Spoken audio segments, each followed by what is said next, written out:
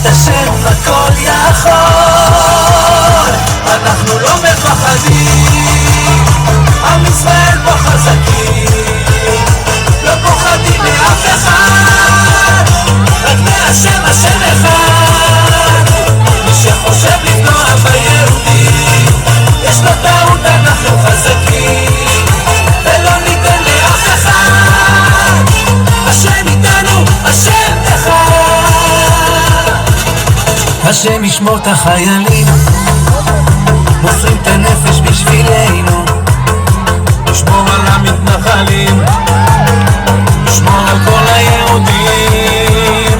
הצדיקים לומדים תורה, שומרים עלינו מכל רע, ולנו נשאר להיות ביחד באהבה אחת גדולה.